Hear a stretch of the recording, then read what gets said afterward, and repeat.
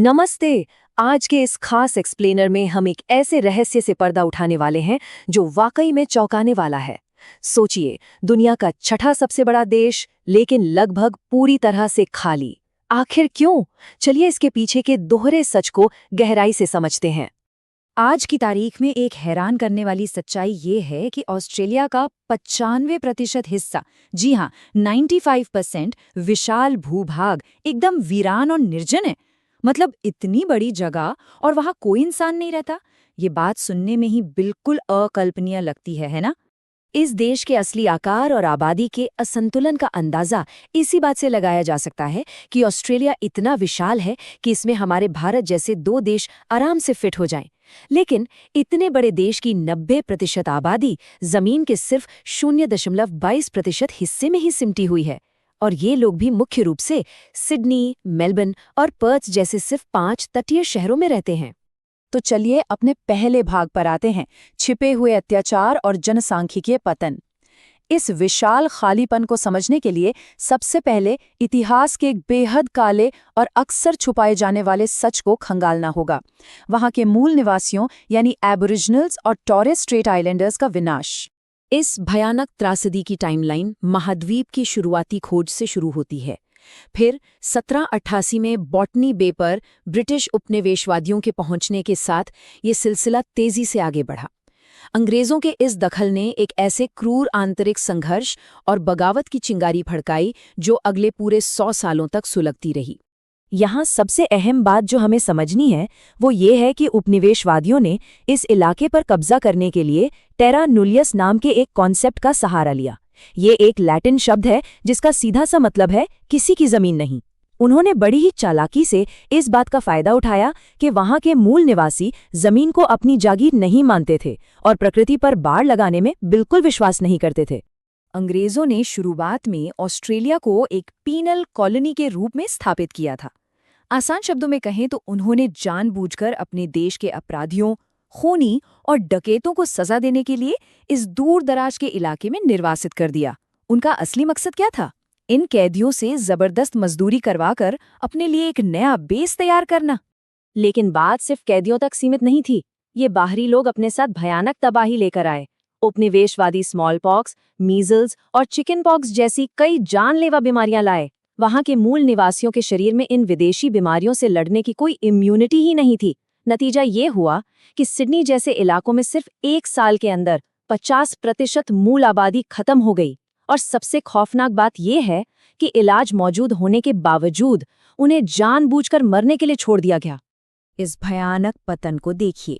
बाहर से लाई गई बीमारियों, अत्यधिक शोषण और एक सदी तक चले खूनी युद्ध के कारण साल 1900 आते आते मूल निवासियों की आबादी में 90% की भारी गिरावट आ चुकी थी। लाखों की फलती फूलती आबादी देखते ही देखते कुछ हजारों में सिमटकर रह गई। अब हम आते हैं दूसरे भाग पर, सुनियोजित विनाश, युद्धों और प्रतिबंधात्मक नीतियों का प्रभाव। ये दुखद कहानी यहीं खत्म नहीं होती। जनसंख्या में आई इस भारी कमी को 20वीं सदी के वैश्विक युद्धों और सरकार की बेहद सख्त नीतियों ने पूरी तरह से कुचल कर रख दिया। पहले से ही लगातार घट रही पुरुष आबादी पर पहले और दूसरे विश्व युद्ध का बहुत गहरा और बुरा असर पड़ा। हर 5 में से 1 आदमी को विदेशों में लड़ने भेजा गया और उनमें से 40% लोग कभी लौटकर नहीं आए। इसके बाद दूसरे विश्व युद्ध के दौरान तो उत्तरी ऑस्ट्रेलिया के मुख्य हिस्से पर 90 से ज्यादा जापानी हवाई हमले भी हुए। इसने बची खुची आबादी को और भी गहरा नुकसान पहुंचाया। डेमोग्राफी के इस पतन में आखिरी कील साबित हुआ 1901 का इमिग्रेशन रिस्ट्रिक्शन एक्ट, जिसे व्हाइट ऑस्ट्रेलिया पॉलिसी के नाम से भी जाना जाता था। इसे खास तौर पर गैर श्वेत प्रवासियों और मूल आबादी के विकास को रोकने के लिए ही बनाया गया था। इस नीति ने दशकों तक वहां की जनसंख्या वृद्धि पर कृत्रिम रूप से एक बड़ी रोक लगा दी। चलिए अब आगे बढ़ते हैं भाग 3 की ओर, भौगोलिक जाल, प्रकृति की अथक बाधाएं। देखिए, ऐतिहासिक त्रासदी तो सिर्फ आधी कहानी है। आज की आबादी देश के अंदरूनी हिस्सों में इसलिए नहीं फैल सकती क्योंकि ये पूरा महाद्वीप अपने आप में एक बेहद खतरनाक और कठोर भौगोलिक जाल है। यहाँ की भौगोलिक सच्चाई बिल्कुल साफ है। ऑस्ट्रेलिया के भूभाग का एक बहुत बड़ा हिस्सा, पूरे 70% पूरी तरह से बंजर और रहने के अयोग्य रेगिस्तान है। मतलब यहाँ इंसानों का रहना लगभग नामुमकिन के बराबर है।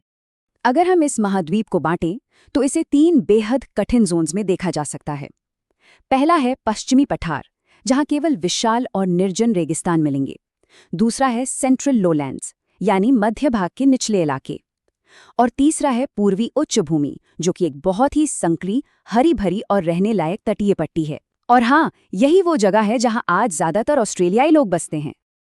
अब ये सवाल उठना लाजमी है कि अगर मध्य भाग में नदियां हैं तो वहां जीवन क्यों नहीं है?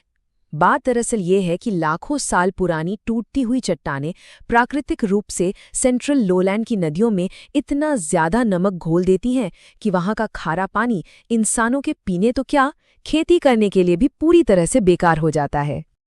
अब हम पहुंचते हैं अपने चौथे और आखिरी भाग पर, प्रकृति का कहर, बाढ़, सूखा और चक्रवात।